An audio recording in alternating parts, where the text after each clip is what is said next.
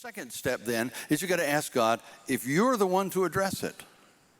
Just because he's shown it to you doesn't mean you're supposed to be the one to address it. Sometimes God shows us things because we're supposed to do something about it, and sometimes he shows us things because we're supposed to be praying for the right person to do something about it.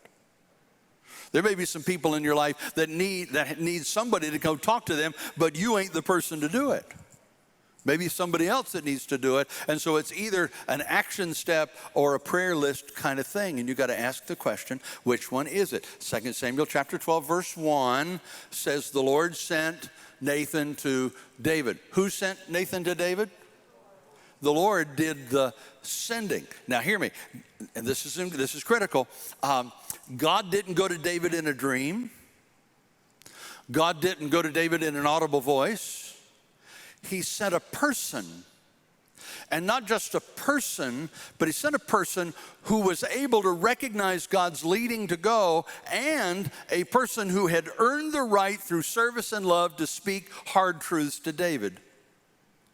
There was no doubt when Mr. Lloyd was talking to his oldest daughter's mother-in-law that she knew he loved her and his only motive was his love for her. There was no doubt in David's mind when Nathan came, this is a man standing in front of me who loves me, and he's proven over and over and over again. Now hear me, this conversation isn't easy. It wasn't easy for Nathan, but God told him to go, so he had no choice but to go. Hear me, there should always be a sense of reluctance to have a conversation like this. There should always be a check. Don't look at them, but we all know people who are itching for a fight. I said don't look at them. Come on, look at me, look at me, look at me.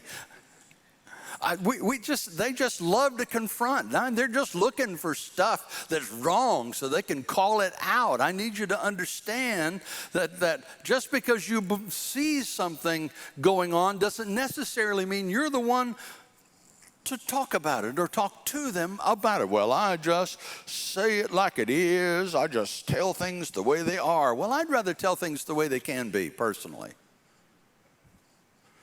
But you got to ask yourself the question, am I the person? Hear me, guys. If you can't wait to get in their face, then it's either not you to talk to them or you ain't ready to talk to them. God never gives us a license to wreck lives with our tongue, even when we're telling the truth. Jesus called us to be peacemakers, not troublemakers.